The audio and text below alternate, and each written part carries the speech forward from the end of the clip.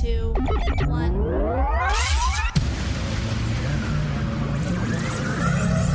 Ready. Just relax and enjoy the ride. In crowd, 815. In crowd, 815. In crowd, 815. In crowd, 815. 815. I'm pretty sure about this, Tom, pretty much because of yearbooks. It's more than likely that all of your past teachers have a photo of you in their house. I'm Greg. He's Tom. This is your In Crowd 815 podcast for the 21st day of February, the year 2026, the latest it has ever been in the history of mankind. And yeah, next to mine, it says, stay cool. Have a great summer. Did you ever write stay cool? Really? Like, sure. I'm just all of a sudden going to become a jerk? I'm just going to start wearing, plaid shorts with sandals and brown socks. Never change. Stay cool. I'm wearing plaid shorts this morning. You can't do it. I'll break the hip if I do that. We'll always be friends. Almost knocked my table over. Yeah, we'll always be friends. Hope to see you next year. Well, I'm not planning on dying, are you? I think we'll be okay. I'm not coming back to school. I'm a senior. Remember, I'm graduating. It's only going to be a 3-month separation. I am not going off to the military for 4 years. We have a show and a good one set for you and the person still sleeping next to you. Maybe give them a little nudge and say, wake up. Tom and Greg are talking. Might have something interesting to say. We're going to learn about kids around the world, and we're going to learn about current mortgage situation with our friend Jess Rielly at Envoy Mortgage, one of our sponsors for the next masked karaoke trivia contest, which I got a big announcement today, Tom. A big announcement. Uh-oh. I got big ears. Lay it on me, brother. The $7,000 grand prize is now going to be competed for by 8 teams. We have room for 12, so there's still room for 4 more to sign up, but we had our 8th team sign up this week. And so that means the window's closing. The window is closing, and once it's closed, once 12 are signed up, we are done. We cannot have. All right, so important question here. I can't win the trivia portion because I know all the answers because I made them. Yep. But what if I could sing? Could I win the karaoke portion? Could Tom be a wild card karaoke entrant for your team if if you needed a singer at last minute? And that answer is no. I was going to say, we've already gone too far with this. You don't want me singing in your team. Actually, I think I got a pretty good voice, but hey. I will say this: when we developed this contest almost 2 years ago, part of the development of this contest, the masked karaoke trivia contest, was developing a contest that I would want to be a part of. And this year, this contest more than ever, I wish I could be on a team. I would love to be singing and helping with the trivia on some team this time, because this one's going to be special. A $7,000 grand prize to the winning team, courtesy of Medicare 411. Thanks to Tracy and her team at Medicare 411 for being our major sponsor for this contest. And then we also have 2 $1,000 prizes. The top scoring trivia team that does not win the grand prize wins $1,000 for their chosen not-for-profit, courtesy of Jess Rielly from Envoy Mortgage, who's our guest today. We're going to talk with her about that. And then we also have a $1,000 karaoke prize for the top scoring karaoke team that doesn't win the grand prize. That one is courtesy of our friends over at Advice Marketing. Thank you to Lisa and Amy and their team at Advice Marketing for seeing the vision, catching the vision of what this contest is, what this does, and how much fun this is every time we do it. This is version 4.0, by the way. Yes, version 4.0 of the Mass Karaoke Trivia Contest. And we're very, very excited about what's going to happen March 19th at Tabala. It's a 7 p.m. Start time, 6 p.m. doors.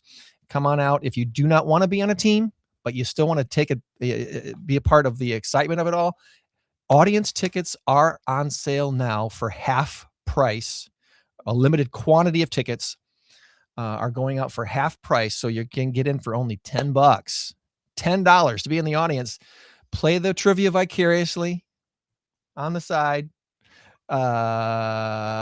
Cheer on your favorite karaoke singers while they sing, and be there for the excitement when we find out who wins at the end of the night. It's going to be really, really fun. So $10 while they last. Go to incrowd815.com for information on that. All right, we got to get to our guests. Before that, let's take care of this business.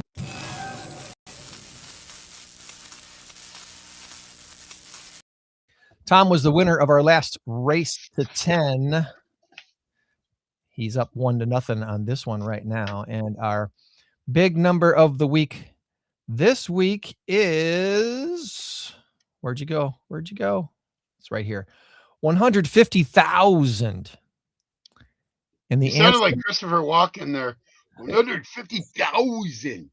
is the cowbell on the planets or the cowbell with the pilots? Where's the cowbell? Gotta have more cowbell. Planets or pilots is the answer. Put your guess in the comments. Maybe you'll win a t-shirt or a gift card or something. That's all you're doing. You're guessing planets or you're guessing pilots. And if you really, really feel like the Google machine can help you, do a quick search for planets, 150,000. Do a quick search for pilots, 150,000, and see if you can find the answer. You might be able to find the answer. This might be a Googleable answer this week. I don't do that. So I know you don't. You already gave me your answer, right? I haven't. I'm doing it now. I'm figuring out which juju to go with here. I did. It's working. My brain is working. It's working. What do you think, big guy? Okay. All right. He has spoken. He doesn't even have a name yet. So. All right. Well, let's get to our guests. I told him I'd bring him on by this time, and it's time to do that. Our first guests today, Rockford, our next guests are leading an organization that started right here in our backyard and has since built, well over 1,000 playgrounds and served over 100 million meals all across the globe. These are leaders who understand that a child's smile is the best return on investment that you can possibly get. We got Brian and we got Gabe from Kids Around the World joining us on the screen now. Gentlemen, good morning and welcome to the In Crowd 815 podcast. Good morning. Good morning. Are you both in Rockford today? Are you joining us from the 815? Yes. Uh-oh. Brian, you're muted, bud. There you go. Yep. Sorry about that. We want to hear you. That's part of the That's part of the deal. That's what you signed up for. Now we got to start the whole thing over again. Fortunately, we were only a minute in. It can't be the first time. No. Well, I get muted all the time. I've been married for 40 years, so hey. That's how that works. Understandable. Let's start with you, Brian. We want to learn about you real quick. Where did you grow up and go to school? Are you a native Rockfordian or did you move here from elsewhere? No, I'm a Rockford lifer. Grew up here in the area. I went to Boylan High School. And then after graduating Boylan, I went to Illinois State University. Redbirds. And yeah, go Redbirds. Yep. Almost won the Division II championship. I watched that game. It was that was a heartbreaker. It really was, but it was such a great game. It was, but it was so disappointing. Come on. Well, cool. Let's talk about the real thing. A cooler mascot, a Titan or a Redbird?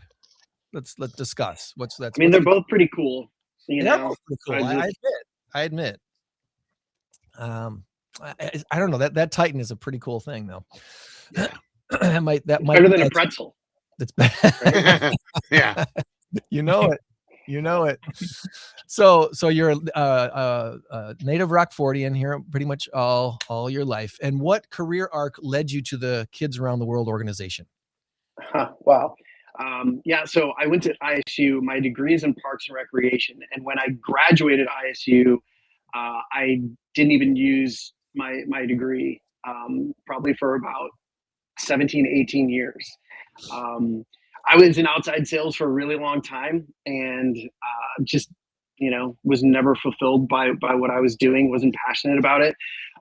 Really kind of out of the blue, I got a phone call from somebody that I went to church with who works here at Kids Around the World and said, we have an opening and I think you'd be really good for it. And really it was an answer to prayer because I wanted to work in ministry and I wanted to do something, ministry related that had to do with kids, but I didn't really know what that looked like. And when this opportunity came along, it was, like I said, it was an answer to prayer. And so I've been on staff here for, it'll be 5 years this year.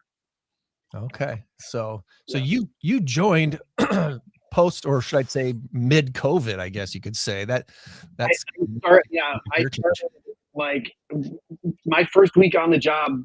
They sent me to Ecuador, and you're still traveling with face shields and the masks and things like that. But yeah, it was. I don't miss that portion traveling. But yeah, yep, right around COVID.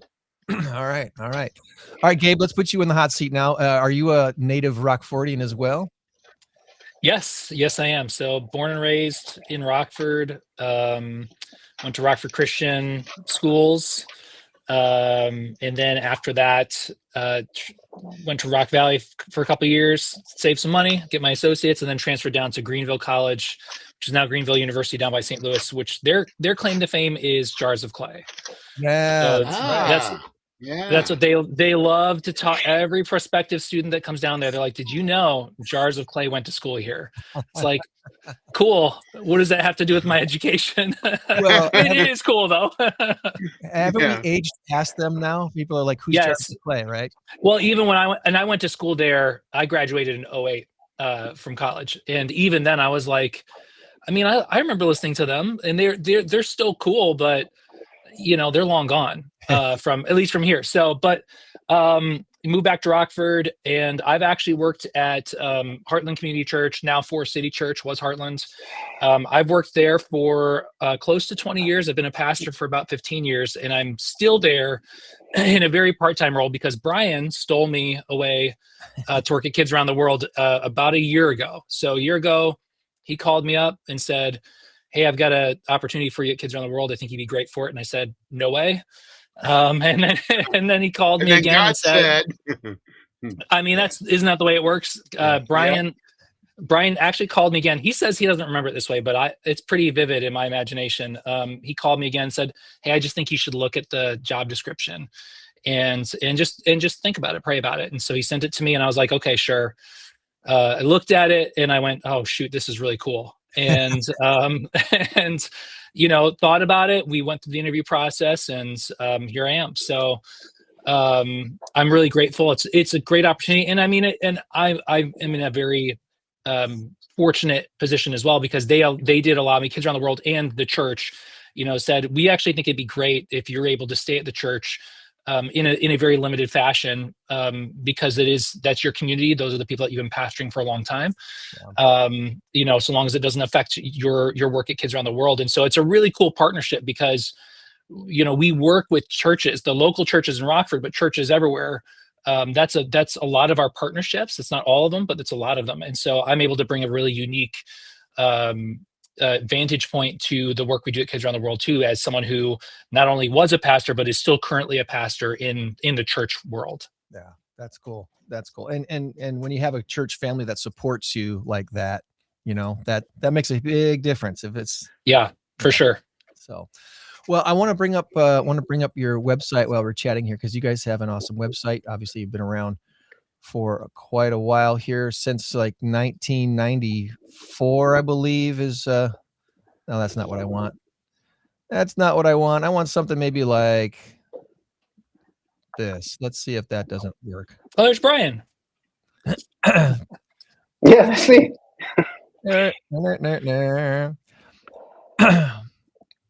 Something like that. There we go. kidsaroundtheworld.com is what we're looking at here right now. And if my screen will let me, I can ask you, well, it's been around since 1994. I first became familiar with it. I was working at Positive Hit Radio, 101 QFL, the Christian radio station here in town. Before it became Air One, was locally owned, and WQFL and WGSL radio did a lot of different fundraising help for local ministries like this. And we met with Jim Rosine and told us about this thing that they were doing. And we were like, "That's great. That's awesome. We want to help support that." So they ran PSAs on our station and stuff for what they were up to. What is it? This is a really open-ended question. I think, what is it that allows a nonprofit based right here in Rockford to have such a massive global footprint. You've done so many things in over 100 countries. How does that happen? You know, what was the catalyst behind that, and how did that come together? Yeah, so really, I mean, a lot of it, I mean, it's Jim Rosine, and a lot of the relationships that he forged and the connections with, other ministries. Like we don't do what we do on our own. Obviously, God is working in and through this ministry in incredible ways. But we have some amazing partners all over the globe.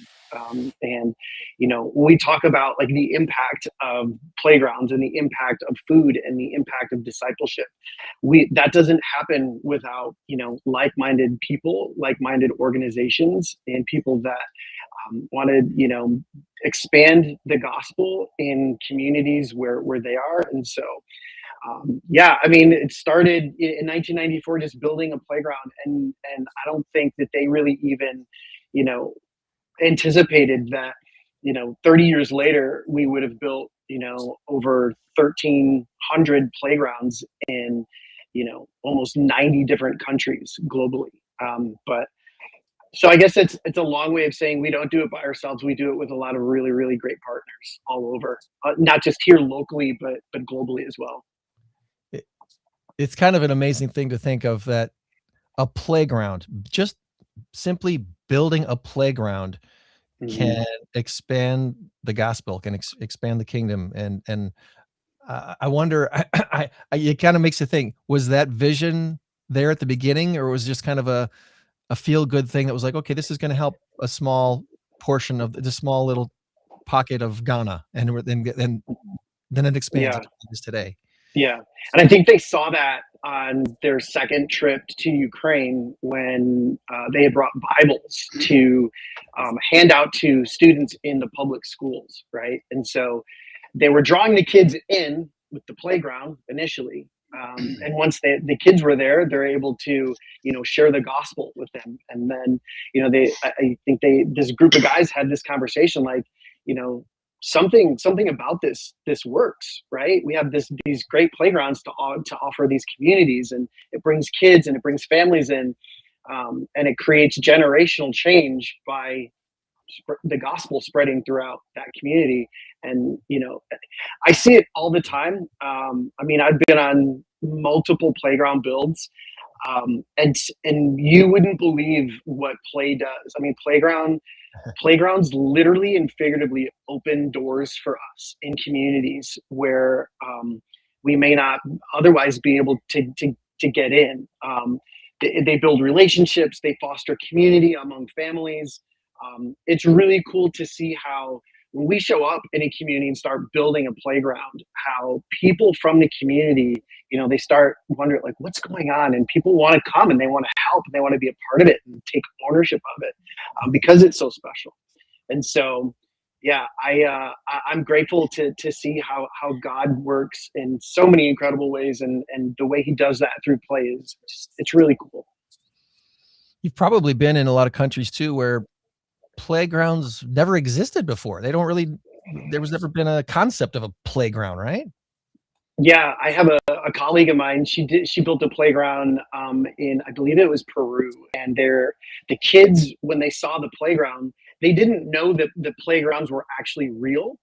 They said that they had only seen playgrounds in like comic books, so they didn't know that these things actually existed. So when they saw all of the bright colors, the slides, the swings, and everything, they didn't really know that like these were actually real things. But yeah, absolutely. A lot of the times in the communities where we're building playgrounds, the only time kids may have seen something similar is if they've been to, a big city in the area. And a lot of times those kids haven't traveled outside their community. So, yeah, so these playgrounds are one of the cool things for me too, is seeing the adults that grew up, maybe having a playground when they were kids, but then, not having anything for a long time. And then, we build this playground and they're the first ones that go down the slides.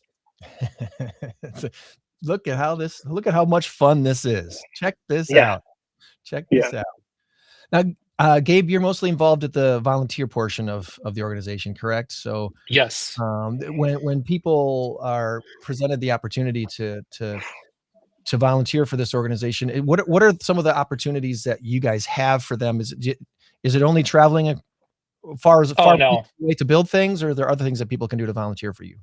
So that's definitely one of the ways to volunteer is we do trips throughout the year. We have open trips that anyone can sign up for, and then we have trips that you know, where they're not open because it might be a group from one organization or one church or something like that, and they're going to a community to install a playground. But you know, one of the highest impact ways that you could volunteer, and where we actually really need people to step up, especially in our community, in the 815 community, is to volunteer with us here in Rockford at our warehouse, refurbishing these playgrounds. Mm. So essentially what you're seeing here is, you know, these playgrounds, we completely refurbish them. So they are like new, they are beautiful. We replace anything that needs to be replaced. We freshen things up, new paint, all that stuff. And that's one of the first questions we get is some people are like, well, you know, are you sending them junk? No, absolutely not. We're sending them beautiful playgrounds. And the reason is, what we found is a brand new playground, if you were to buy a brand new playground, could be anywhere from 4 to 5 times, if not more, to purchase and then send a brand new playground. So by doing things this way, by removing a playground, so if the Rockford Park District calls us and says, hey, we're gonna tear this playground out and put a new one in, we will send teams, because we have developed relationships with all these park districts, and not just in Rockford. I mean, we send people up to Minnesota, we go to Texas, like all over, to tear playgrounds out. We will go and look at it and go, actually, this playground is really nice, and the fact that you're willing to get rid of it, we'll tear it out for you, which saves your park district money. And then we'll bring it back to our facility, we'll refurbish it, and then we're going to send it to a community where there's children who are in desperate need of somewhere safe to play. And so all that to say, what we really need is we need people who have margin on weekdays. And what I've seen just in my short time at Kids Around the World is just incredible relationships that are formed through serving. And anyone who's done that, who's volunteered for any sort of organization, has probably experienced this. They've experienced this joy of doing something that matters with your time, the time that you have available to you, but then also doing it alongside someone else. And then you're forming community, and you're forming these relationships that are actually really, they impact you more than I think you realize when you first sign up to serve. And so that's one of our really big needs, is people who are willing to come in during the week for a few hours here or there. I mean, we have people that come in every week. They sign up for a slot and they go, I'm here every single week. This is my time. And they come with friends, or they come with whoever. And it's incredible, you know, and I love walking into our warehouse and seeing that. And then, you know, even jumping in, like Brian and I have jumped into the warehouse. We'll jump in and we'll help refurbish from here and there. And so will other people on our team, because we all see that just a little bit of your time goes a long way. That's cool. That's cool. I'm sure I've driven by your guys' place. Is it on Broadway? Where's the warehouse at? It's right over behind the post office on Harrison. So there's like a whole big, you know, there's a lot of businesses and industrial sort of district back there. I think that's probably the best way to put it. Okay. And we've got a warehouse back there that we rent. And I mean, it's hard to miss us if you're driving back there, because we have playgrounds all over, like everywhere. Yeah, I'm sure I've seen it before. It's like that's where the Kids Around the World thing is. That's cool. That's awesome. That it's a place that's, you got all these spare parts, it looks like, for playgrounds. Yes. It's like, so I have a question. How do you get it from point A to point B? It can't be cheap to transport that stuff from Rockford to, say, Ecuador or something like that. Do you have partnerships that you could like toss it on their boat? Yeah, so they do go on boats. They do go on shipping containers. So what will happen is, depending on the partner or the relationship, the number of playgrounds. We try to fill as much space as possible on every container. But yeah, we have trucks that will show up here. They get set up in our loading dock. Playgrounds get put on the container. They go back on that truck, and excuse me, they go to port and they get shipped to the country where it's going to go. What we try to do is, because shipping costs are so expensive, we try to bring in multiple partners for every project that we're working on, if it's going to a partner of ours. So like, I'm actually working on a project right now in Zambia, and a colleague of mine has a partner. They want a playground in Zambia, so we're going to put these playgrounds and some food on a container, ship it to Zambia. The two partners are going to get to split the cost of shipping, which is great because international shipping is expensive. So yeah, but I mean, like, we've seen some pretty crazy things. I have a partner who bought a playground for a school in Haiti, and didn't want to put it on an actual shipping container, so she showed up with a school bus and emptied out all the seats from a school bus, and we loaded the playground into the school bus, which is kind of cool. I think that's probably the most unique shipping that we've ever done. But yeah, they all go in shipping containers on big boats. And then you drove that school bus to Haiti, of course. Absolutely. That's amazing. That's amazing. That is really cool. So there's a lot of different ways people can volunteer and help. So check out kidsaroundtheworld.com and find this volunteer tab and check it out. If you want to just volunteer in the warehouse here in Rockford, opportunities there for you. If you want to make a trip, opportunities there for you too. What's the next trip on your guys' calendar? What country are you going to next that maybe you can, or maybe the next one's already full. You can talk about the second one after the next one. What's on your calendar? So I'm leading a trip to the Dominican Republic at the end of May. We're going to be building a playground there in the DR. That's really my heart, is the Dominican Republic.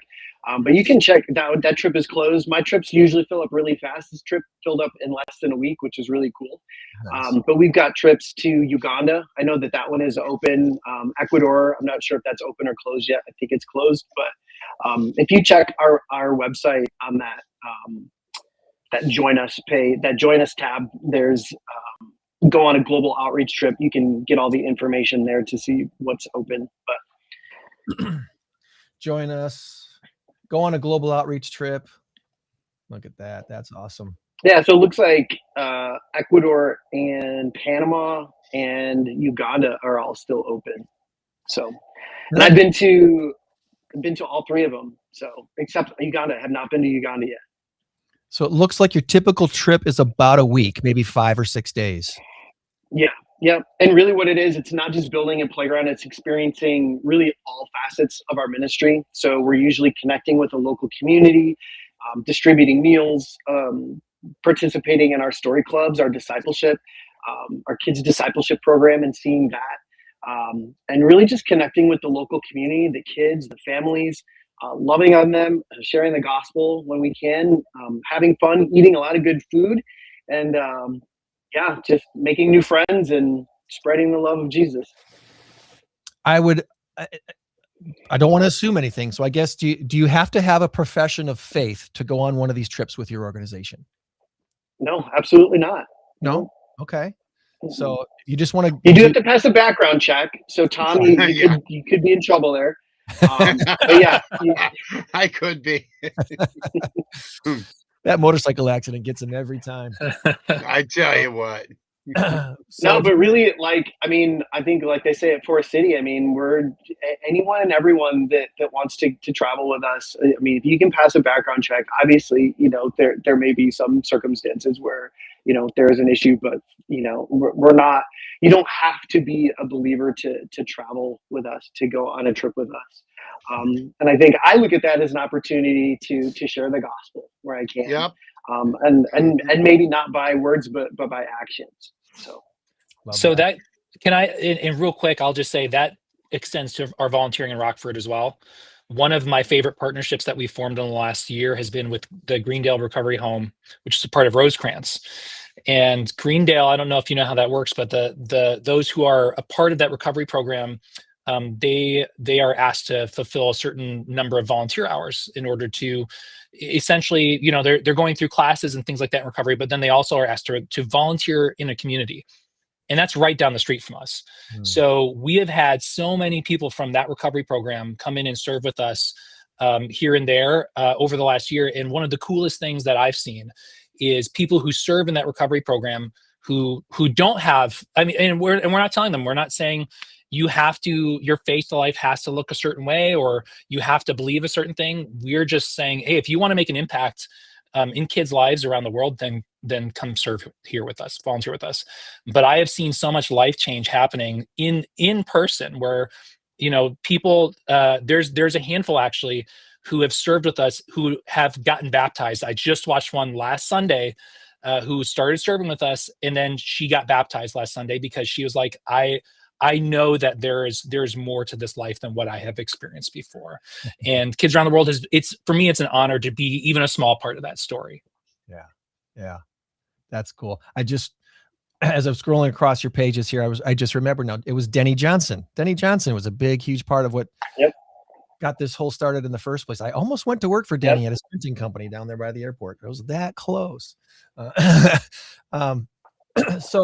then the last question I really wanted to make sure I touched on with you guys before I open it up to anything that we missed. Your financials.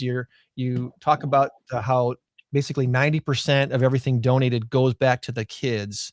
For the widest scope that you seem to have, how is that even possible? How can you focus 90% of every dollar donated back into these playgrounds and into the kids? That seems like a very tough task. We have, fortunately, we've been blessed with incredible staff, really smart people who have, we've got one of our operations, VP of operations out in California is former military, and some of the systems and that he has put in place has allowed us to make a huge impact. And like you said, 90% of the funding that comes in is going right back into our programs.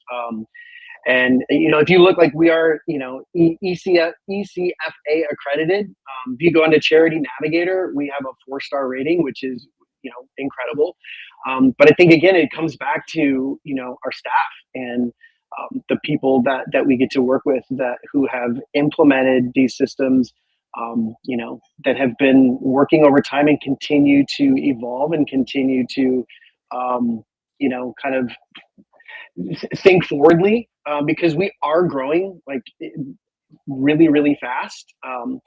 And so it's important for us to, be good stewards of, the money that comes in and use that wisely and, putting that right where it needs to go and right back into our programs where we're seeing kids and communities flourish because of that. So, yeah. That's awesome. Yeah, and as Brian was saying, they're very good at creative solutions.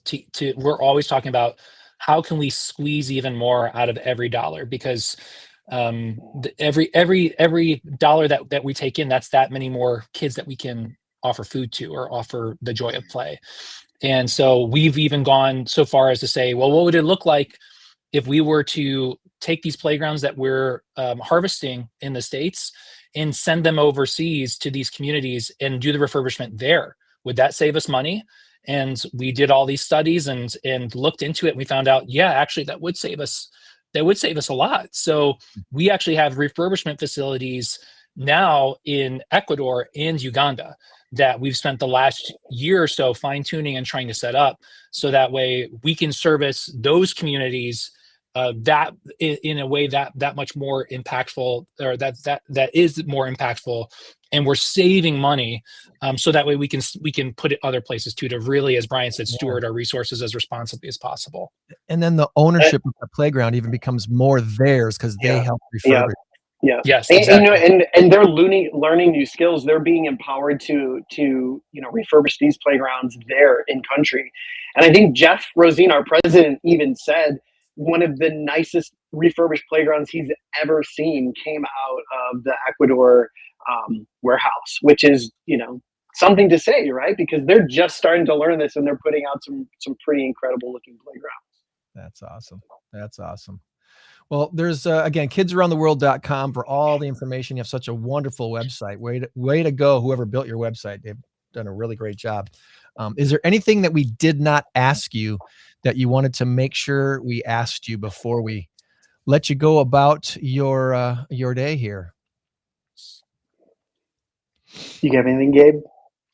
I mean, really the big thing for me is if you want to volunteer with us, just click on the Join Us tab, and then there's Volunteer in the Warehouse. That'll kick you right to me, and my response time is good.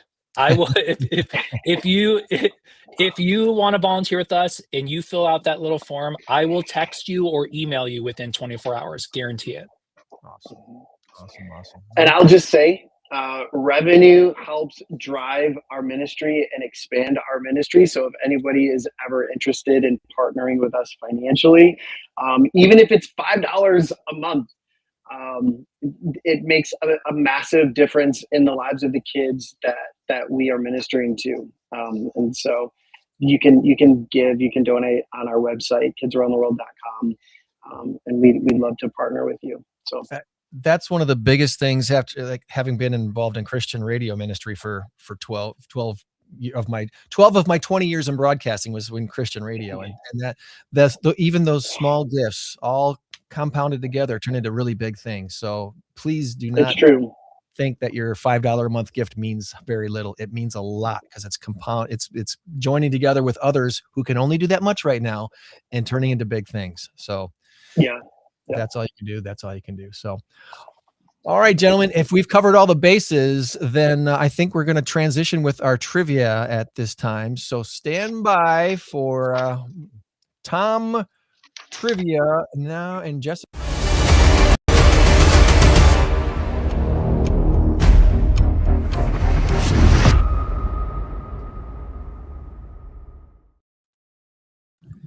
Good morning, Jess Rielly from Envoy Mortgage. Good morning. Good morning. Hi, Tom. Hey, guys. How are you? Put Tom in the center square. Let's put Gabe and I feel like Paul Lynn. Below. There you go. So Jess Rielly, Envoy Mortgage, is going to help us score points on Tom's trivia today. Jess, by the way, was the leader of the team that won the trivia portion of the last contest at the Mass Karaoke Trivia Contest. So I knew one answer, but I had a very good team. Hang on. Now I got to change another question. Make it harder. Okay. That's all we asked of you today, Jess, is knowing one answer out of these 7. Right. So, point of clarification, I realize the bus can't drive to Haiti. Everybody knows the bus has to fly to Haiti because it's water. I know. All right. Could have been a big ship. You guys, like, I think you might have taken me seriously. I don't think he knows Haiti is an island in the Atlantic. I don't know. But anyway, are we ready? We are ready. I do want to welcome some new folks that are probably watching us for the very first time, because for the very first time, we are on Twitch. We've added Twitch to our streaming services right now. So YouTube, Facebook, Rumble, LinkedIn, X, Instagram, and now on Twitch. And a little birdie told me soon we'll be on TikTok. I don't know why or how, but that's happening. So here we go. Well, that's pretty cool, because I'm actually paying attention for the first time. So, all right. Let's get ready to rumble. I wish he was lying. Okay, go ahead, Tom. I owe Michael Buffer 12 cents now, don't I? All right. All right. Here we go. I'm going to give you the categories. U.S. populations, sody pop. I included soda and pop because there's this ongoing argument. No, it's pop. No, it's soda. Professional succession, TV sitcoms, automakers, one-hit wonders, and Rockford trivia. Now, this works out well. Jess, I'm not sure if you're from Rockford. You guys are. I don't know about you. Okay, good. You should all be okay with that one. All right, here we go. U.S. populations, north or south? Which Carolina has a larger population, North Carolina or South Carolina? I want to say the bulk of isn't Charlotte's North Carolina. Charlotte's probably the biggest city of the North and South Carolina combo, right? I don't know. That one makes me want to lean toward North Carolina, but maybe you folks know something different than me. I'm guessing here. It sounds great to me. Is this a team effort? Yes. Yes. Oh, we're all- absolutely. Okay. You're all on one team. You all split the grand prize of absolutely nothing. So Oh, great. pat on the back. I'm only going to be. Well, I think the whole idea of quitting while you're ahead is always a good concept. So, Greg, what do you say? North Carolina. North Carolina has 11 million. South Carolina 5.8. Oh wow, big difference. So, Okay, all right. Almost double. Almost double. Okay, Soda Pop. Which soda pop maker makes Fresca? Is it Coke or Pepsi? I don't drink Fresca. I don't either. Either just Is it penny gross? apples. If it's That gross, it's Pepsi. I think. Right? Well, I kind of put Fresca and Tab in the same category, and I think Tab was made by Coca-Cola. So Yeah, I think it's Coke. you think Coke makes Fresca? I do. Okay, I have no idea. That's my opinion. I think it's Coke just because I feel like they make everything. They do make a lot. Yeah. That's true. Yeah. Shall we go with? I trust you, Gabe. I trust Gabe. The Fresca and the Tab reference was spot on. Yes. Yes. It's Coke. Let's go. It is Coke. Okay. I can't understand. Do they still make Tab? I think the very, very limited supply, because I have family friends who love Tab. That was their drink of choice forever, and they found somewhere where they're still getting it, from what I understand. So, Well, I don't know where Tab they're is making it. basically disgusting. So, oh well. To each his own, right? which is All right, you guys are 2 for 2. Nicely done. All right, All right. presidential successions.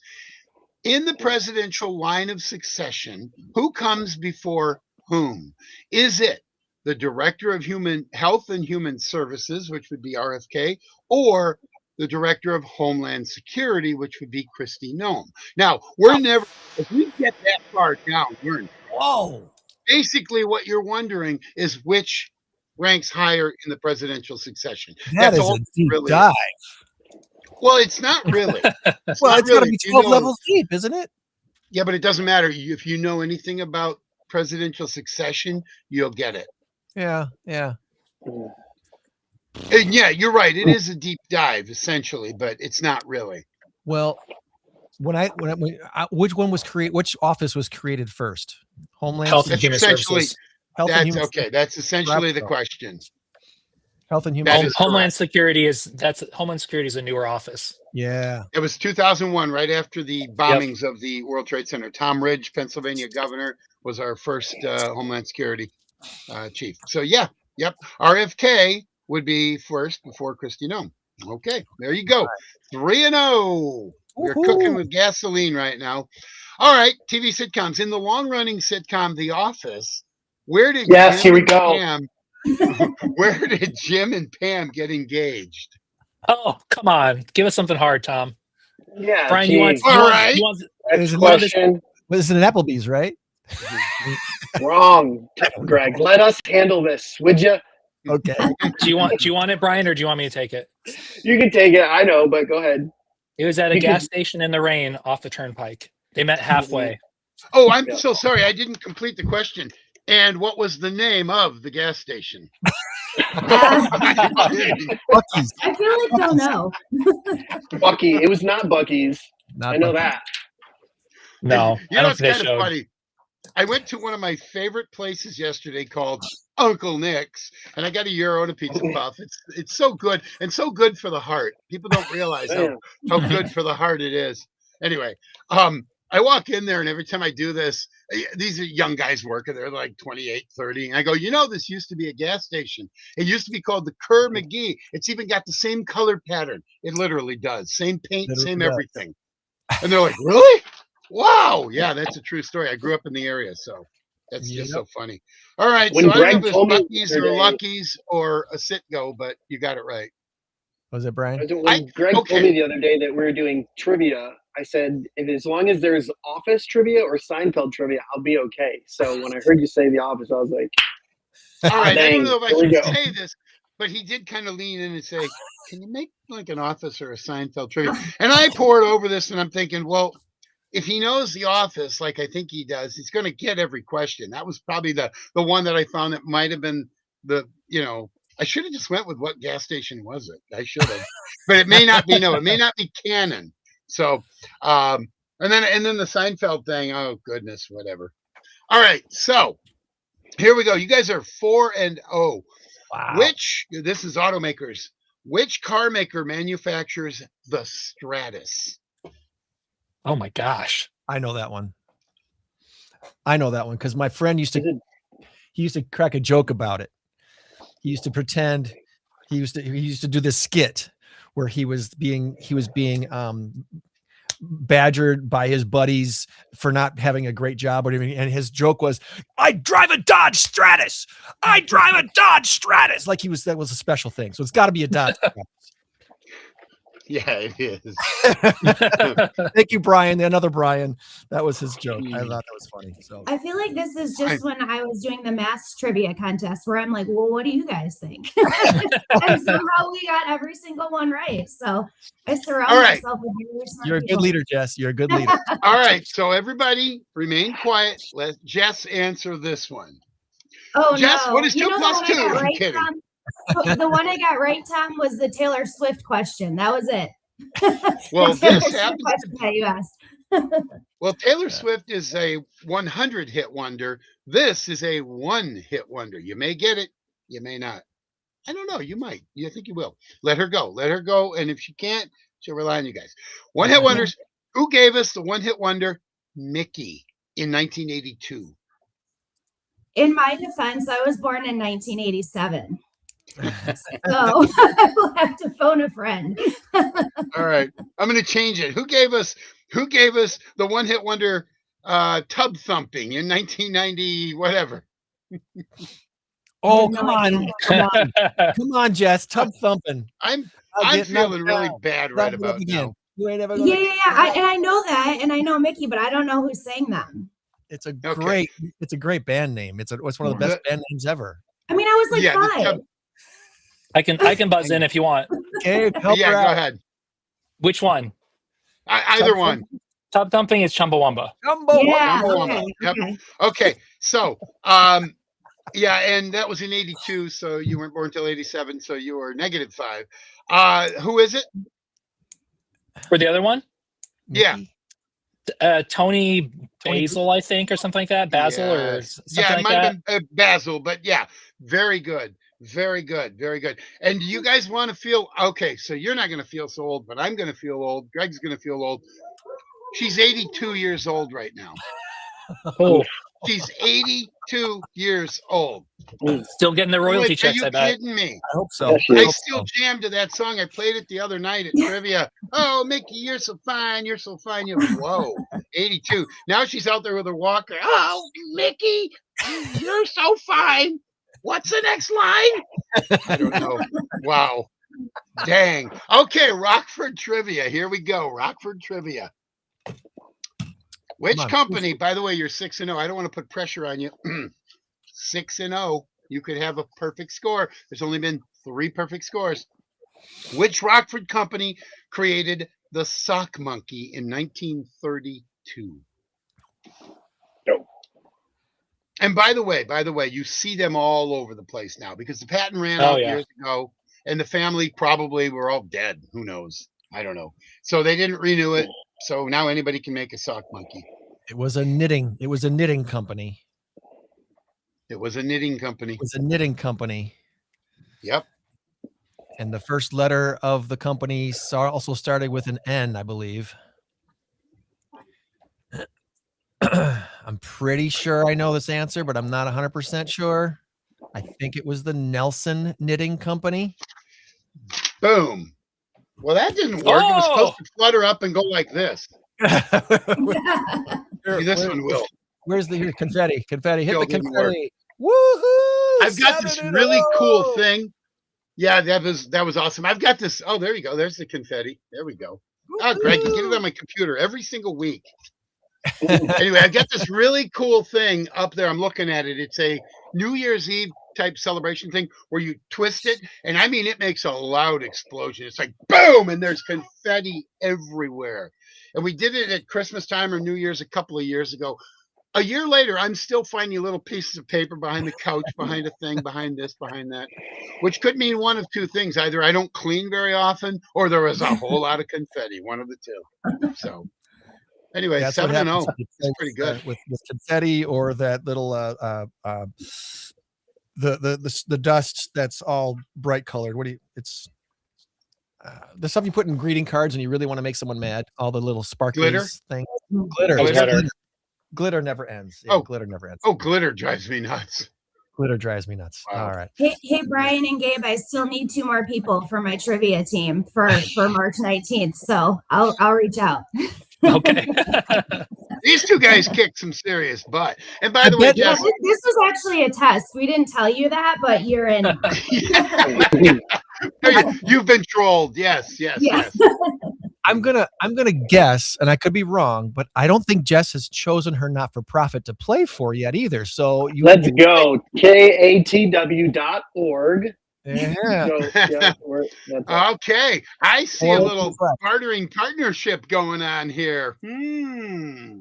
All right. That's pretty cool. Cross connect and let's see if we can make that happen, because we still have 4 more openings for teams to play March 19th at Tabala. So we'd love to have Greg you and I guys get 10% of the profits. Just kidding. God, I hope we get 10% of the profits. Anyway. All right, gentlemen, you guys have a great rest of your weekend. We'll connect with you again, I'm sure, to catch up with you guys down the line and see what other great things kids around the world is doing. I just want to say thank you. Thanks for having us. Thank you both for what you do. This is really amazing stuff. So God bless. Absolutely. Thanks, Tom. Bye, guys.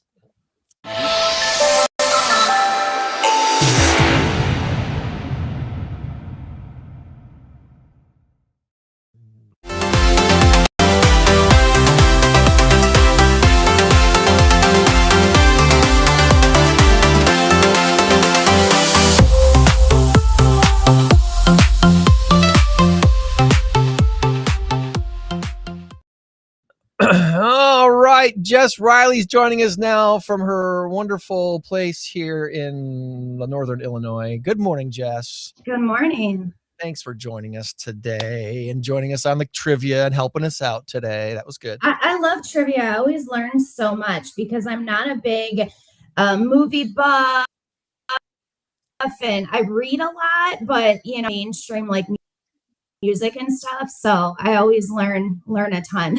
Okay, so I will always ask the same question. What's your wheelhouse? Because the next time you're on, which will be, every few months, every 3 months, maybe after the trivia contest, we do it again. What is your wheelhouse? I will make sure that I remember this, and I will kind of gear some questions towards you. And I take into account the fact that you're. My daughter was born in '86, so I know exactly how old you are. So I can kind of gear it towards. Other than Taylor Swift, what would be a good category for Jess Rielly? I mean, if we could throw some mortgage loan questions in there, that would be amazing. Mortgage loan questions. I kept telling the team, I was like, when will they get to the financing questions? And they're like, I don't really know if that's trivia, Jess, but yeah, Taylor Swift was the one that I knew. I think trivia I struggle with because, again, like you said, because of my age, there's a lot of questions that go back. And I also think that that's why a good trivia team has people younger than I am, people older than I am. Like, you kind of have to have all ages. Oh, absolutely. That is so true.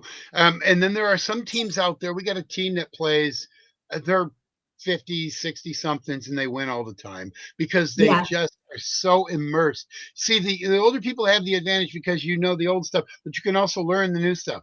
You would have to, you can know the new stuff, but you're going to have to really push to learn the old stuff. And there's so much out there. But if you've lived like I have, I get it. So next time you're on, I will make sure. Here's one. How much is Taylor Swift worth? That's combining both. What is her net worth? Billions. You got it. You got it. Absolutely a billionaire by now. Yeah. Yeah. All right. Well, hey, for those who have never met Jess Rielly before, are you a native 815 area person, or did you grow up elsewhere? I am. I grew up here. I went to school here. I went to NIU Rockford. So I actually never left the area. I've been here my whole life. Okay. What high school did you go to? Harlem. You're a Husky. Go Yes. Huskies. Yeah. Yeah. So you stayed a Husky because you went to NIU. Exactly. Yeah. Yeah. Huskies. That's a different Huskies. That's NIU there. Is NIU Yeah. Rockford still Huskies? Yeah. Oh yeah. Yeah. Okay. Okay. Good. Yeah, it was a great program. I mean, I was working in Rockford, so I wasn't really able to, make it to DeKalb and go to school full time and work as much as I was. And at least at the time that I was there, I graduated from NIU in 2010. The same teachers from DeKalb would drive to Rockford, and they taught the same classes, same syllabus. But it was really cool because my friends in DeKalb would be in like a 300 person lecture hall, and I had the same class and there was 20 kids, and so it was much more personable, and I really enjoyed it. It was great. That's cool. That's really cool. So, Tom's signal's been goofy, so Tom's gonna disappear on us for a moment. He's like, that's enough. I've heard enough. So what career arc led you to Envoy Mortgage? What work did you do after college that ended up now where you are today?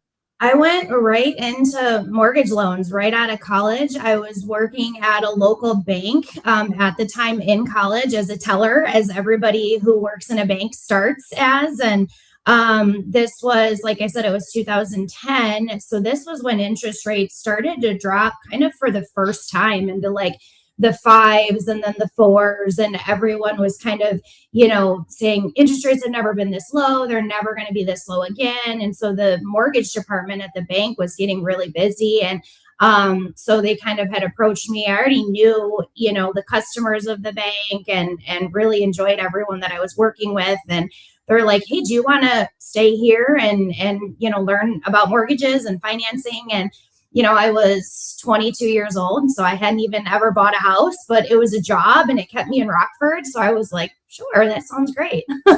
So your goal going to college wasn't necessarily to be a loan officer. It was just to be in banking. Well, I studied business and I thought about doing accounting because I really liked the numbers side of things. I've always liked math and finance. It's always interests me. But after going through some accounting classes, I kind of realized that that's probably not my personality, like sitting, crunching numbers. And I love people. And so what I do now really combines both, to where I get to meet new people and all the time, kind of develop relationships, but also still do the finance and the numbers and solve problems. Okay. And that's a good point, because why you're echoing. I'm getting an echo from somewhere. Hello. By the way, I'm back. Did I miss anything? Just the whole history of Jessica. That's all. I was saving kittens from a burning building. Had to do it.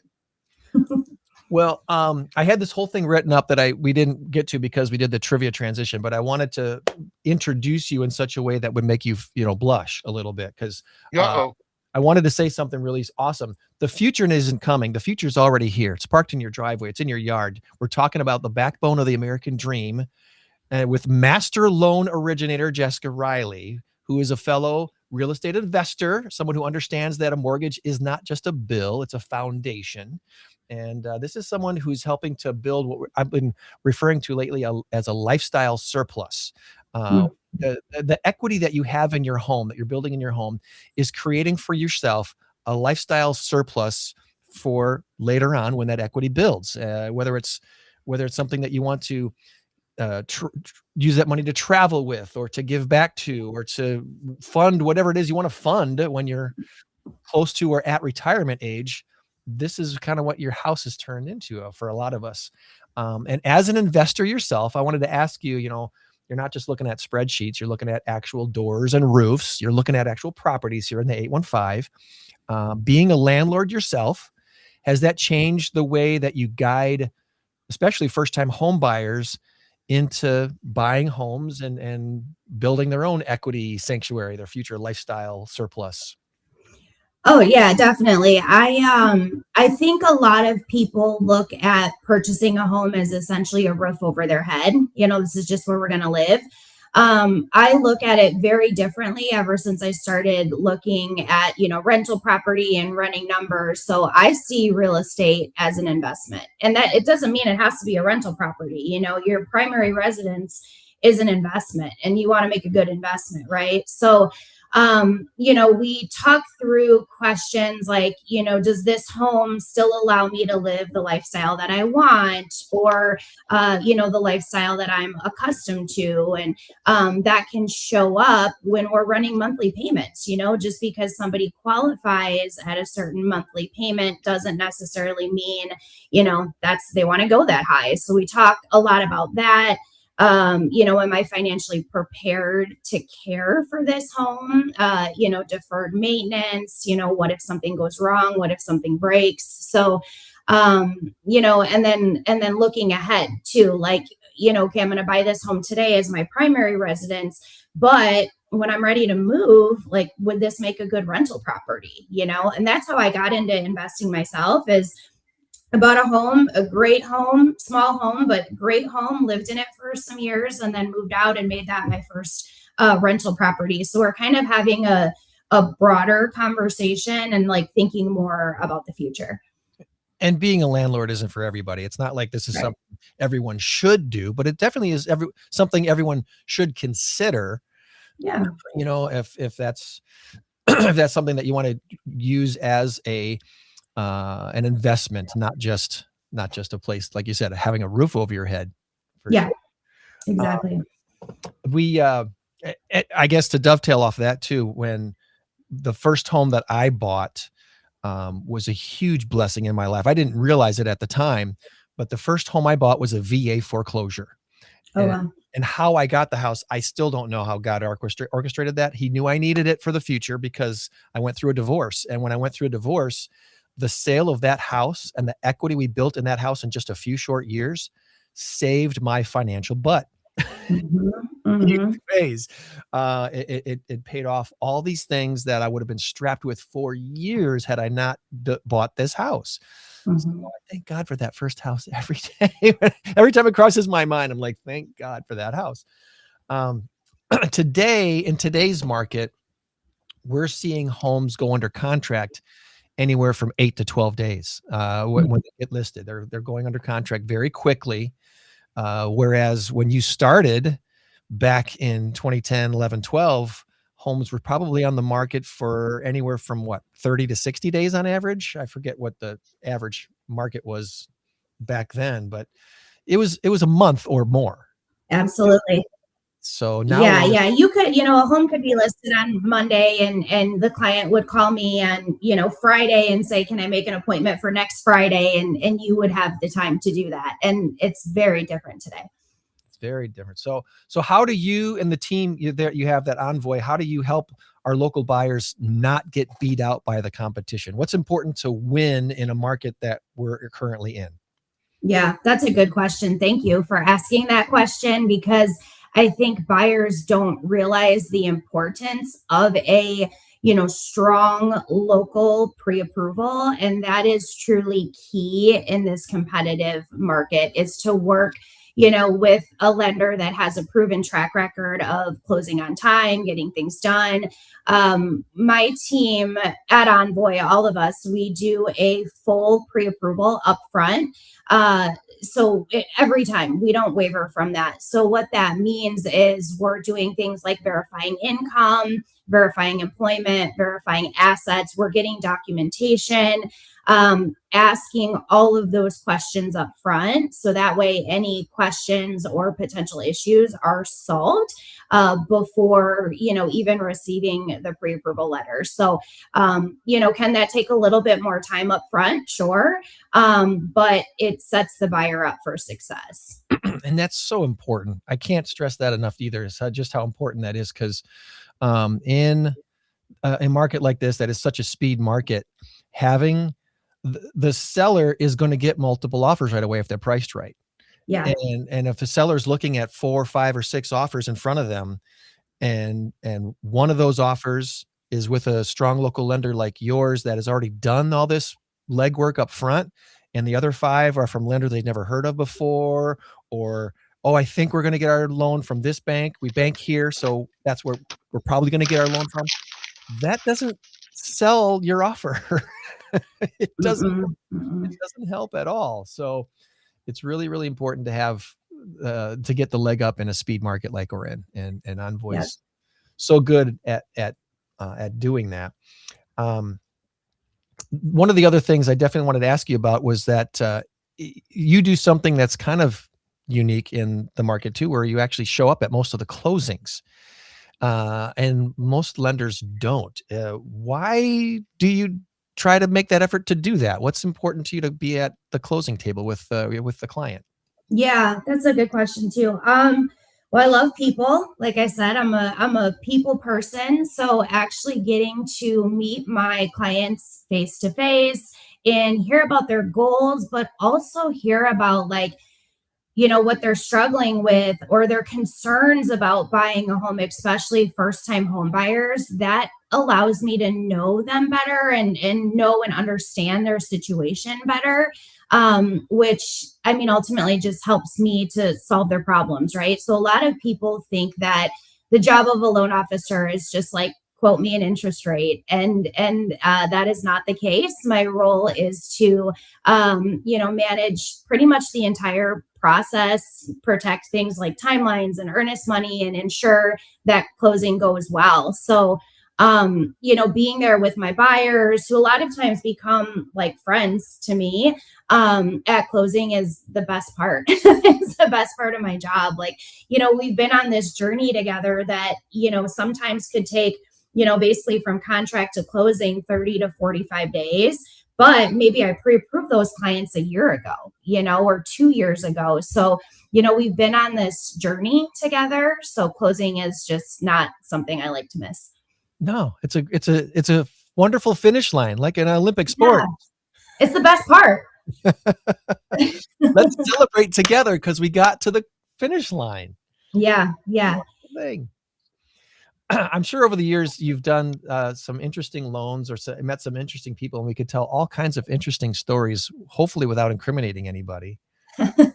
Is there any fun loan stories that you like to tell people, clients that you've helped, or just situations that you've run into where you've been like, this one I'm going to remember till my dying day because of this person's personality, or this house that they happened to buy and saw something in that I didn't see? Anything like that kind of jumps out in your... I have a closing that I will never forget. This wasn't that long ago. It was within the last couple of years, maybe 1 to 2 years. It was 2 clients, and one of my clients was pregnant, and due, within a couple weeks of closing. So kind of the goal was to get closed and then, move into the new home before the new baby arrived. She went into labor like very, very late the night before closing. I think it was actually technically like early morning, the morning of closing. So I woke up and I had texts on my phone, she's in labor. Then she had the baby within a few hours. And I was like, okay, are we moving close? Like, what do they want to do? I finally was able to connect with the clients. It was still in the morning, and she was like, we want to close on her house. So, obviously she was at the hospital, so they couldn't leave. Title Underwriters, which is one of our amazing local title companies, went to the hospital to meet with them and close their transaction the same day, day of closing. And so she closed on her house and had a baby the same day, which, I mean, women and moms are just superheroes, so it doesn't surprise me, but that's my favorite story. That's amazing. We bought a dog the day we closed on our house. I thought that was amazing. This Similar. is a little more amazing. Well, that's definitely one you'll never forget. That's pretty awesome. So today's let's just ask that question. Today's interest rates, as we record this today on the 21st day of February 2026. What are rates at currently, and what do you predict here for this year? Yeah, yeah. I always give a range, right? Every good loan officer will, because the interest rate's dependent on so many factors, which is why if you want an accurate rate quote, you need to give some additional information, on the property, on what you're putting down, on your credit score, all of that comes into play. But 30-year rates are sitting right around 6%. So we've seen a pretty substantial drop. Rates are actually a little bit better on government loans. Those are kind of in the high fives. So that's like your FHA loan, VA loan. I closed a VA loan yesterday. His interest rate started with a 5, which is nice to see. That's our loans for veterans. So affordability has certainly improved, which is why I would tell everybody, if you were looking for a home 2 years ago or even 1 year ago and maybe got out of the market or decided it wasn't the right time, you really should connect with a lender just to have them rerun numbers at current rates. It's I don't know if we're to that point yet where people are going to refinance, but maybe they would consider that if they bought a home. We are. I mean, yeah, within the last couple of years, rates were well into the 7s. So, I mean, I'm already working with a couple of people who are in the process of refinancing, and they're reducing their interest rate by a point or over a point. So, I mean, saving hundreds of dollars per month. We did this thing a few years ago, and some people poo-pooed it and some people were very excited about it. But we had this saying around real estate, it was marry the house, date the rate.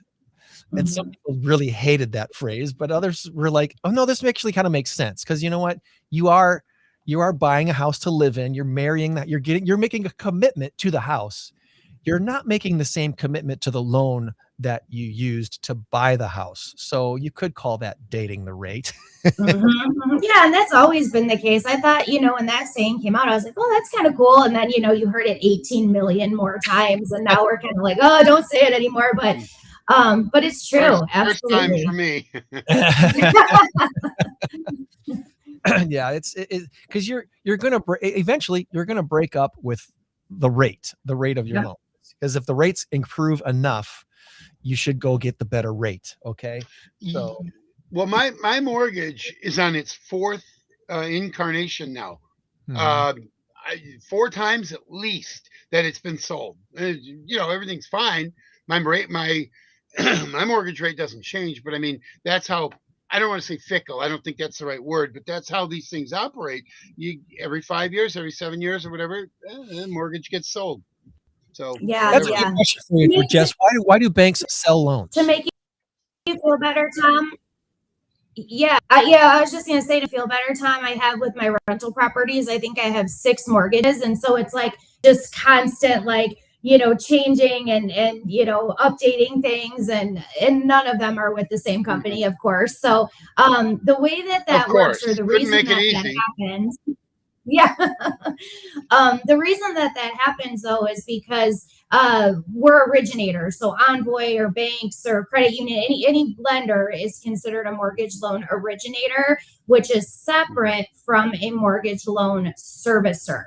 So what you're talking about, Tom, is actually your servicing. The servicer is essentially just who you make your payment to. And a lot of places, us included, has multiple different servicers, and there's so many servicing companies.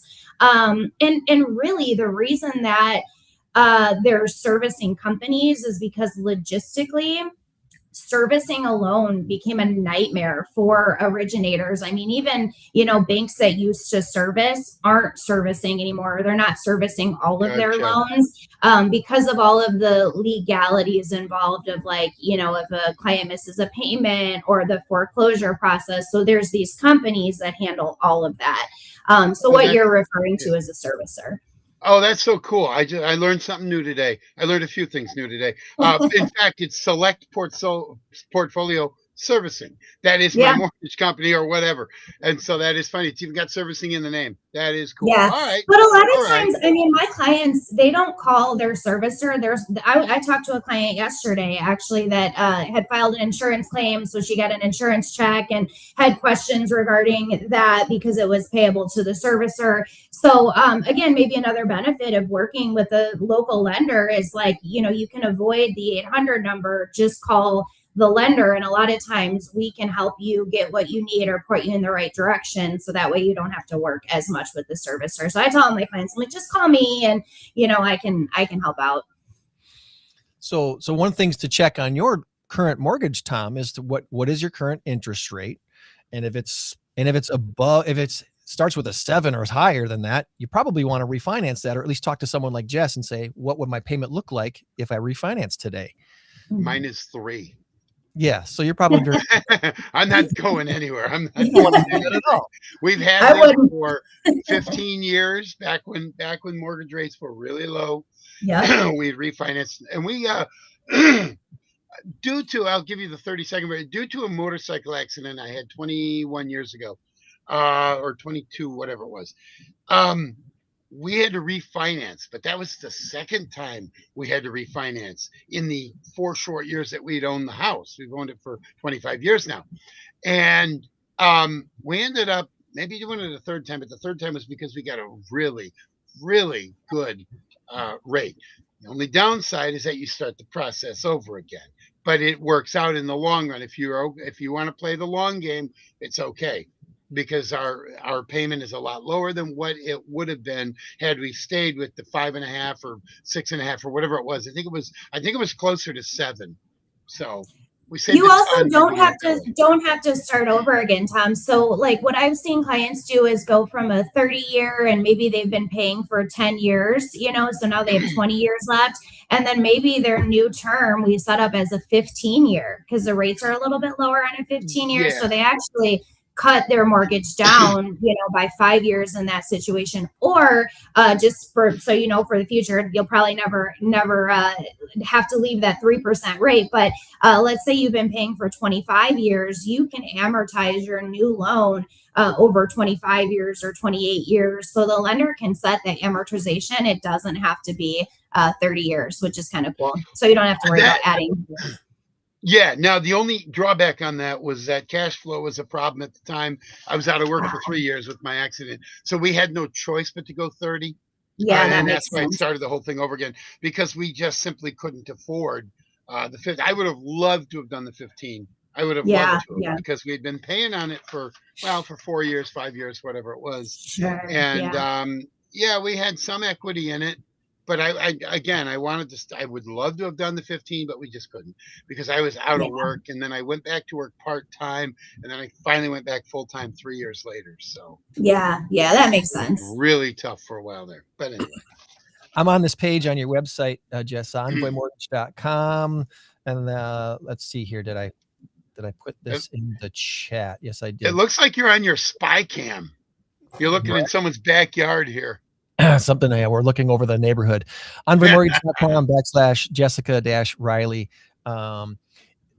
Fixed rate, adjustable rate, FHA loan, all these different loans that are on the screen here right now are purchase loan options. These are all things that you offer, obviously. Mm-hmm. Is there one better than another? I think that's probably the main question people want to know is what all these options. There's 9 options looking at me on the screen here. Obviously, if I'm not building a house, I'm not going to do this construction loan thing over here. But all these other ones, what's the best option for me? Our job is to offer options, right? And that's one thing that I love about Envoy is we have so many different products and programs. So it's very situation dependent, very dependent on the client and kind of what their goals are, what they're looking for. You know, are we very payment conscious? Are we trying to put as little money down as possible so your out of pocket is very low?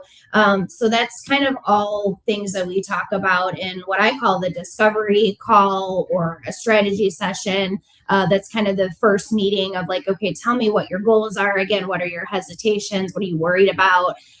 So that way we can kind of determine what product would be best for that client. So there is no go-to loan for everybody. Correct.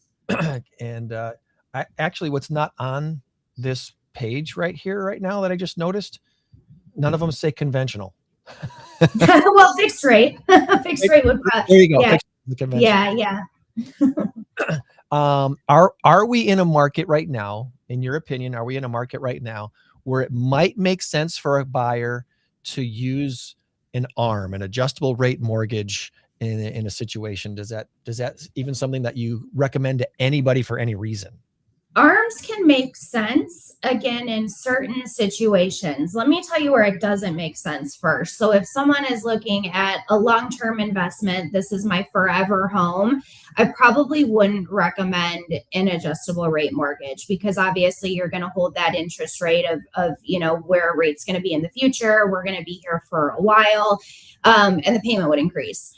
The last ARM that I did made sense because it was a client moving from out of state who was doing a 3-year residency program in the area. He was going to be a doctor and he was doing his residency here. So he was going to only be here for a short amount of time. He didn't want to rent. It's affordable to buy here, which is great. So he ended up investing in a home using a 3-year ARM, which means the interest rate is fixed for the first 3 years. He didn't really care what happened at year 4 because he never planned on staying here. So what his plan was, he's going to live here for 3 years, have that lower rate, lower payment. And then year 4, when he ended up taking his career wherever, he would sell that property. So if it's a short-term, kind of, again, investment, an ARM could make sense. I think for most people, it probably doesn't, but somebody like in that situation, it made perfect sense. Yeah. And that's a really good explanation, because it's what kind of risk do you want to take, right? Mm-hmm. But if you can lock in a lower rate for 3 years, and you're going to be moving within 4 or 5. Yeah, there's 3 years, there's 5 years, there's 7-year ARMs. So, again, kind of zooming out a little bit, what does this investment look like for you? How long are you planning on being here? Okay. All right. And then the one that you probably do, I'm guessing the majority, maybe the slight majority of your loans, the FHA loan. Why would someone choose to use an FHA loan rather than a fixed rate conventional type of a loan? Yeah, so FHA is also a fixed rate product, just to clarify that. So FHA is a 30-year fixed interest rate option. A lot of people think that FHA loans are only for first-time home buyers. That is not the case. You don't have to be a first-time home buyer to use FHA. A lot of first-time home buyers do use FHA. And that's primarily for 2 reasons. Your credit score doesn't have to be quite as good. You don't have to have perfect credit to obtain an FHA loan. FHA is more lenient on things like credit scores or prior derogatory credit events. So something like a bankruptcy, they're a little bit more lenient in that regard. And then secondly, FHA loans only require 3.5% down. Isn't a whole lot. So a lot of first home buyers use FHA. I probably still do more conventional lending. Even as a first time home buyer for a conventional loan, you can buy with 3% down. So it's still, pretty attractive. I would say majority of my transactions are conventional, and then definitely followed by FHA. And that's I think another thing that is a little bit of a myth is that there's a myth out there that you have to have 20% down payment in order to buy a house, and 3% is a whole lot easier to deal with than 20%. Absolutely. So is there anything else that you wanted to make sure we asked you about today that we did not get to, that you want to share before we move on with your day? I know you got other stuff to do, so I don't want to completely dominate your entire morning, Jess. No, you're fine. The only other thing I would say is just I'll briefly mention VA lending. I know we, talked about the VA loan that I closed yesterday, but a VA loan is a loan that is available to eligible veterans and service members. That is one of my favorite products. It is 100% financing, so our veterans don't need a down payment. super attractive interest rates, no PMI or private mortgage insurance, and it's just such a great product. And the other thing I'll add to that is, just so maybe the general public or even real estate agents know, a lot of times our veteran buyers are some of our strongest borrowers. So it doesn't mean just because they're not putting any money down, it doesn't mean that they don't have it.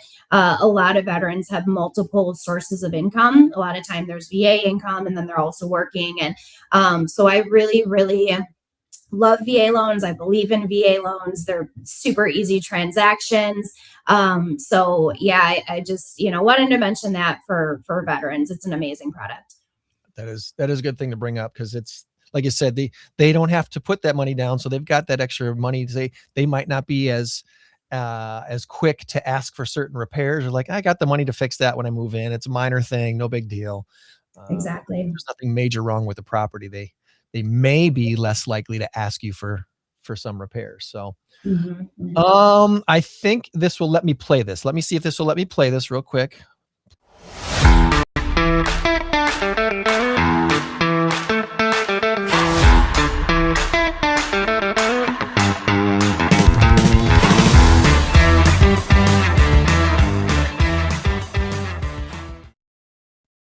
Show the whole screen like it was supposed to show the whole screen. I don't think it filled the screen too far, didn't it? I think it filled the screen too far. There's a little cut off at the bottom, but we saw it. Let me see if this works better. I think this is going to work better.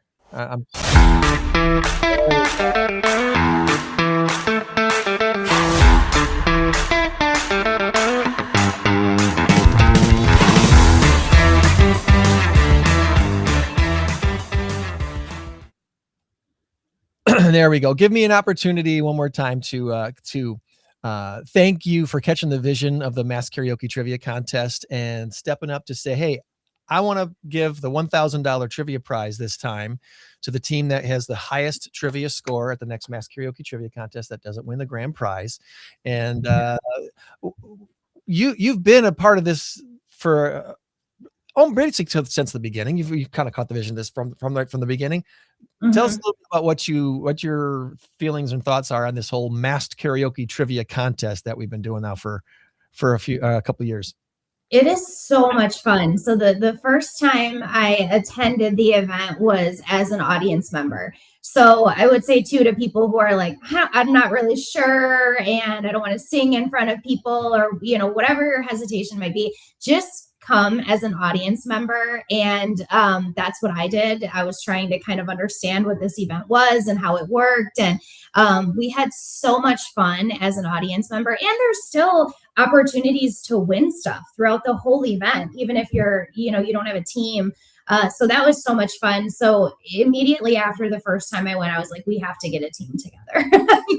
Like, we need to play next time. We need to be involved. And again, like I said, I'm smart enough to know that I need to surround myself with people that are smarter than me. So I built this awesome team who I'm trying to recruit most of them back. And so, yeah, it's part trivia, part karaoke, but ultimately the best part about it is how much goes back to local charities and nonprofits, and which I think is really cool. And Greg, you and I have talked about this before, but $1,000 to a small local nonprofit, like, that goes so far. That goes such a long way. So it's just a really fun event to get involved in. Plus the bragging rights. I mean, come on now. But let me I have the plaque that we got as our, as a trivia winner. It's at my office, and I love to talk about it. So let me correct you on one thing you said. You are plenty smart enough. I don't think you need to surround yourself with people smarter than you, because I don't know if there are a whole lot of people that are. What you need to do is surround yourself with people who fill the little gaps that you don't fill. Fill the gaps. I like that. I like that better, because in just the short 30 minutes we've talked, you are plenty smart. You are plenty smart. So but see, this goes back to my philosophy of trivia. When I make a trivia quiz, I specifically make sure that people don't walk away going, "Oh God, I suck. Oh my God, I can't. Oh my God." And the fact is, today's questions were a little out of your league because they were TV questions. You probably don't watch a lot of TV. The Coke question, Fresca started in like 1952. I wasn't born then. You know, Right. North Carolina, South Carolina, it's a crapshoot. I don't know. Greg had a Yeah. great observation that, you know, Charlotte is there. So yeah. So I try to make these quizzes so that, and I try to do the same thing with the trivia karaoke as well, so that the entire team can play. And like you said, you got the. If I'm not mistaken, did you guys win the trivia part of it? The trivia. We did. Okay, so maybe your one question was what put you over, because I mean, you said you got the one question. Think about it that way. Yeah. And I Maybe was the only one at the table that knew. I forget what your question was, but it was a Taylor Swift question. I'm like, I got this one. I have a daughter too, you know, and so yeah, we listen to a lot of Taylor's been around, you know, since she was little. So I'm like, oh yeah, we're Swifties. Either what is Taylor Swift's favorite number, or what was Taylor Swift's first album? I believe it was one of those two. Maybe not. Maybe I think it was her favorite number, but I'm not sure. I don't remember either. No, that doesn't sound right. I don't remember what it was, but I used that one before. Obviously, you know what that is, right? 13.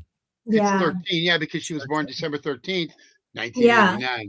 So I'm not She's going to been look around at for so long too that I forget, you know, her albums, and I hear something, I'm like, oh my God, she was like 14 here, and I forget that that's a Taylor Swift song. You know, we've never been to a concert. We're not like that kind of Swifty, but I mean, she's just been around forever, so it's been fun to watch. There's a few things about Taylor Swift I don't care for. She's a little outspoken. I tend to see things a little differently than her. That's fine. I love Taylor Swift, though. I Yeah. absolutely adore her. I am a big Swiftie because I like her music. I love the fact that she wears her heart on her sleeve. But one thing she did that really impressed me, she stopped the music one day in a concert. I'm kind of piecing this all together as I talk, meaning I'm making it up. No, I'm kidding. Fair. That some girl was being picked on or bullied or something like that in the audience, and she said, "No, no, no, not on my watch." And she brought her up in the something to that effect. And I'm like, wow, that takes stones right there. I did see that. That was in the middle of her concert. I mean, yeah, It was. and that's what. And should I happen. love that because she's showing that, you know what, I'm in total control here. I have no problem with that. Yeah, you're in control. We're here to see you. We paid big money to see you. You're the boss, boss.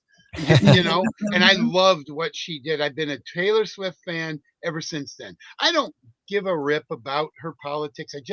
I wish, okay, so I don't really want any celebrity to be too outspoken at their concerts. If you want to be outspoken outside of your concert or something like that, fine. That's fine. You have every right.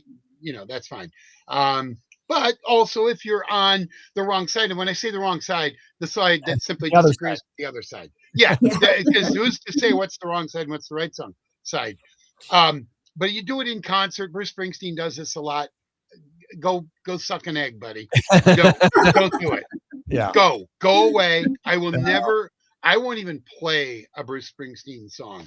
I won't. How many people in a concert audience paid to get talked to about politics? They came there to see music. This happened to, I want to say it was James Taylor. He was at the Big Orange Box, the Metro Center, back when it was the Metro Center. And he started talking about some politics and political stuff. Rockfordians didn't like it. They booed him. And then he says, okay, I got it. Not that kind of crowd. And he started playing. And from then on, the concert went well. So anyway. Shower the people you love with love. Yeah, that's right. Move on. That. I just went and saw Nate Bargatze on Thursday. My God. That was in Rockford. I love that guy.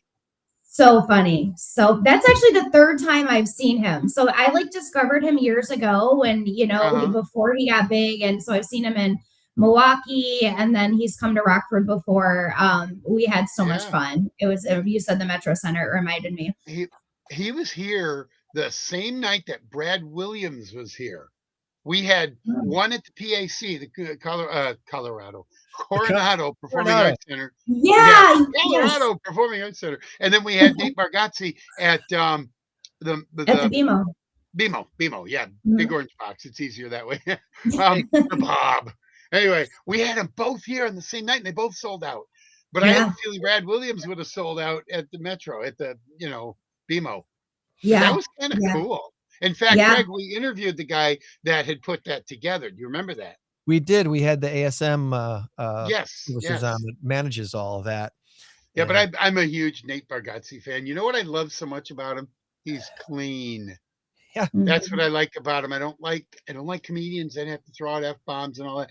Okay, a well-placed F-bomb every once in a while. I'm not going to do it, but that's fine, but when you're over the top and every third word, no, I'm done. Click. Yeah, Done. yeah. And he's relatable too. I mean, he talks about like his marriage and his teenage daughter and it's just so funny because I think he's in his 40s and I'm in my late 30s, but it's 38. just so relatable. It's so funny to me. So I went with one of my best friends and we had such a good time. Yeah, probably that is so cool. And what I love about him the most, sorry, Greg, I'm stepping on you here, is his delivery. He's just so Yes. deadpan. And, yeah, Yes. it just He nails it out of every time nowhere. with his accent, and he doesn't talk super fast, and he kind of makes fun of himself, and he's Yeah. just so good. Self-deprecating humor is so good. It's so Yeah. funny. And you can only do it if you have confidence. Yeah. You can't say, yeah, I'm kind of stupid. Well, my IQ is 82. So really, that's true. I am stupid. Nobody wants to know that your IQ is 82. But if you Yeah. had a 120 IQ or something like that, you could say, well, my calorie intake is higher than my IQ, whatever. Actually, that's a bad example. My calorie intake in one meal is about 1,000 or I was 12,000. like, wow. I don't know. Whatever. we don't want to know what Tom's eating. We just don't. We don't need to know what Tom's eating. Ah, I had an Well- egg. I had a fried egg sandwich. My wife made me a fried egg sandwich with Mm. cheese and toast, and she put barbecue sauce on. Don't tell her I hate barbecue sauce on a sandwich unless it's like a pulled pork. And so she goes, "I wanted to give it some flavor." Yeah, thanks. I don't think I'd like that. she's It trying. was good. It was She's trying, actually yeah. very good. I have to admit it was very good. And she also made me a cup of coffee in my San Diego cup. Greatest place on earth, San Diego. But All right, I think we probably need to let you go. We went way longer than I thought we were going to go. this was fun. I'm sure you got clients to get to because that's the kind of gal you are. I actually do. I have an appointment after that. Just over FaceTime, but yeah, I'm kind of always working, but thankfully I love my job, so it's fun. And it's obvious that good. you love your job. You do it And excellent. it's excellent. obvious because you're good at it. Yeah. Thank That's you. good. Much Thank you. appreciated the years of business we've done together and the years ahead that we have to do more business together too. So, Absolutely. Yeah, I appreciate you, Greg. all Did right. we ask the question or did I miss it? What charity are you sponsoring? Oh, can't say. TBD. To be determined. Okay. Oh, that's right. That's right. You were thinking possibly. Okay, I got We're it. recruiting. Right over my head. Took a little off the top, as you can see. It'll Wow. depend on who gets recruited. All right, Jess. You Okay. have a great rest of your weekend. We'll talk to you later. Thank you. Good seeing you both. I'll talk to you later. Bye bye. Bye. Have a great day. Thanks. We need to get to our big number of the week. And Tom, I shut your screen off on accident and turn it back on again. There we go. Our big number of the week this week, 150,000. And the answer, is it planets or pilots? You sent me your answer, Tom. I did. I'm going to take a look here real quick here. All right. Back to captions. Back to the current score. Tom got the point last week. This week it's planets or pilots. All right. Make sure I get this right. Okay. Did I lose you again? I lost Tom again. Come back on, Tom. Parades are fun. Planetary parades are out of this world fun. Get ready to cheer on Mercury, Jupiter, Saturn, Uranus, and Neptune on February 28th. 1 week from today, as we record this, 1 week from today, the planetary parade happens when the 6 planets will appear to all align in the sky. Most of the planets will be visible to the naked eye. However, you'll need binoculars or a telescope to see Neptune and Uranus. It's a parade where the tall guy in the front, aka Tom, can't get in the way because it's in the sky. I'm taking the point this time, Tom. I'm taking the point. Athletes are not the only ones who train for the Olympics. Much of the action is being caught by drones at the current Olympics. Each of these drones is worth about $150,000, and they're piloted by experts using only a joystick to capture every twist and turn. It's pretty stinking amazing. Yanis Exarchos is the CEO of Olympic Broadcasting Services. He tells the Wall Street Journal that some pilots that are flying these drones at the Olympics are former Olympians themselves. And the drone work that we're seeing on TV that they're doing is so crazy awesome. Are you as impressed with the drones on the Olympic coverage as I am, Tom? Okay, so I just got back. Fire started again. It was just crazy. I don't know what's going on with this stupid computer. Reboot. So I missed most of what you said. I don't even know. Oh, I lost. Dang it. I'm taking the pilot. Yes. The drones, pilots. The drones that are being flown at the Olympics. Okay. Many of them are worth $150,000. Wow. Yeah. These are high tech, high cost drones. I would have thought drones would have been the category there. Now drone pilots. Drone pilots are being piloted. These drones are being piloted by experts. Most of them using only a joystick to capture every twist and turn of. These, yes, I am absolutely impressed by what drones can do. That's amazing. That's awesome. Amazing. Some of the drone pilots are former Olympians themselves. How cool is that? So that's okay. So how do you have a screen there that you're watching? Because how do you know to turn the angle like this to catch? I think what's most impressive. There's the two things that have caught my eye the most. One is the downhill skiing where they have to avoid the chair lifts. Yeah. But I got to imagine some of these drones have nailed some of these chair lifts and the seats and stuff at some point. But even more impressive are the drones that are following the bobsled teams. Going down that chute, because that they're in this tube. I mean, they got to watch out for all kinds of things above them. They can't go high. Yeah, right. It's amazing. And how does it not lose connection when it goes in a tube? It's amazing. It's absolutely awesome what they're doing with these drones. That is crazy. And there's the future of Olympics, all sports coverage. We need now. In the NFL, they've had, I think they call them the spider cams that come down from the wires, and they have those in most of these, in almost all NFL games. Will those become obsolete now because of drones? Very possibly. I've actually, that's interesting.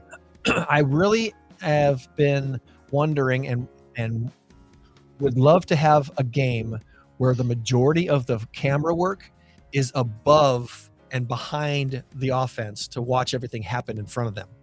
That's the coverage I like the most. Watching from the side, it's fine. I mean, that's what we're all used to. But when you're above and behind the offense, and you can see the routes of the wide receivers and the blocking schemes that actually take place. That's the part of football that I'm like, that's cool. That shows me why the play worked or didn't work. Seeing it from above. So technology is both scary and awesome, both at the same time. It's absolutely. Yeah. All right, buddy. Quick shout out. NAMI trivia is this Thursday. It is this Thursday. Yes. And InCrowd 815 Networking Group is not having a normal networking group meeting this month. Instead, we're supporting NAMI by being at this trivia event at Park Lanes Thursday night. If you don't have a team, I believe there's still at least one or two InCrowd teams that are looking for players. Go to the InCrowd 815 Networking Group Facebook page post on there and ask if you're looking for a team. Our team is full. The team that I signed up, we have a full team, and I want to. Where'd you go here, buddy? Chase Away the Winter Blues trivia series at Park Lanes. I want to shout out this morning. Remember Derek and Vanessa from Hope for All? Oh, absolutely. Yeah. They joined my team. Oh, nice. Okay. Derek, Vanessa, Chris, Jake, Darian, and myself are all on Team In Crowd 815, at least Team 1 of In Crowd 815. We might have 2 or 3 teams that are participating in this event Thursday night. The contest starts at 6, correct? That is correct. Yes. Okay. So if you do want to come to Park Lanes and you're not on a team, if you want to come at 5:30 and network a little bit, you can have a chance to meet some folks. But when the contest starts, we're going to be doing all trivia, and each team can consist of only 6 people maximum.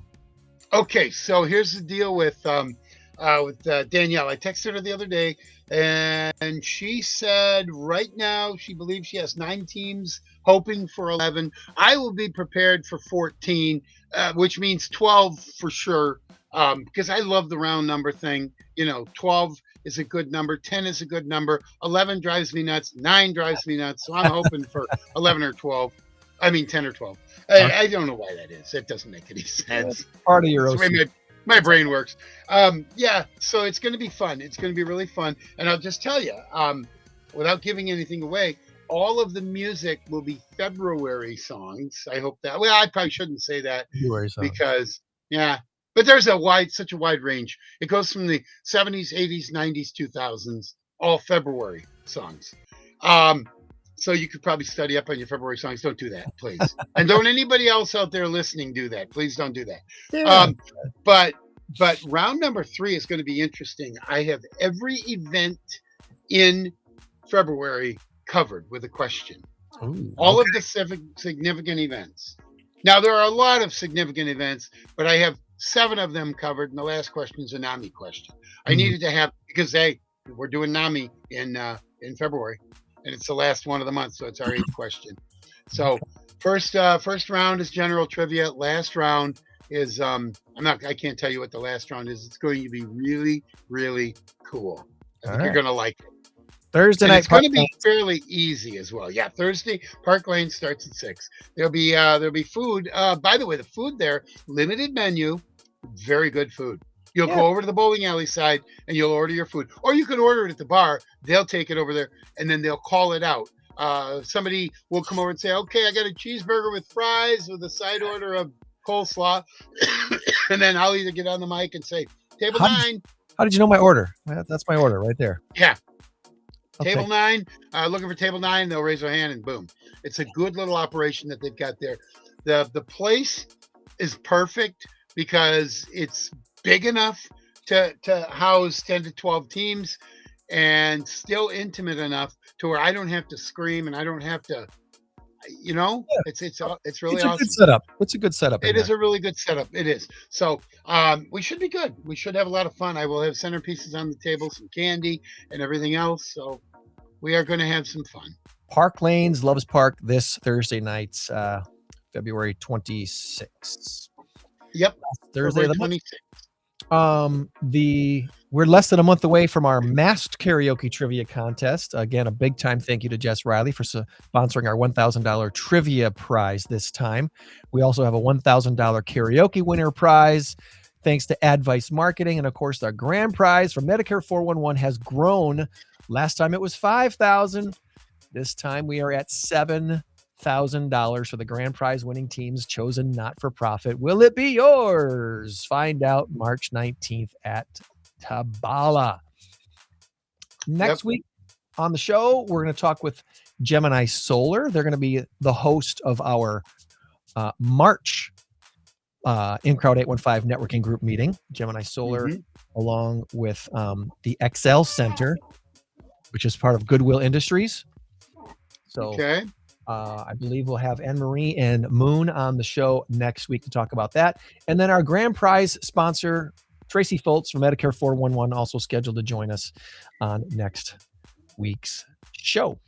All right. That sounds good. I've got my trivia quiz probably halfway done. At least halfway. I've got my final round done already. It's going to be a common theme, common denominator round. That's going to be the extra 12 points. So that's going to be huge. Nail the common denominator and you're in good shape. That's going to be real important for you. Good, Yeah. Good luck, everybody. Good luck. Yeah. All right, friends, remember you change the world when you help one person. Be a blessing to someone this week, every single day. We'll try to do the same and meet you back here next week for another In Crowd 815 podcast. Tom, have a great rest of your day, buddy. Oh, I'm headed to the Tinker Swiss Cottage attic sale. They're doing an attic sale today. Really? Well, 330 on Kent Street. I already have an attic. I don't know if I bought one where I would put it. Well, you're missing out then. Visit the barn at Tinker Swiss Cottage Museum for a rummage sale. All the items there have been donated, or they're old like educational pieces that no longer serve the programming of Tinker Swiss Cottage. Nothing from the Tinker or Door family will be sold at this sale. This is not selling stuff off from the cottage itself.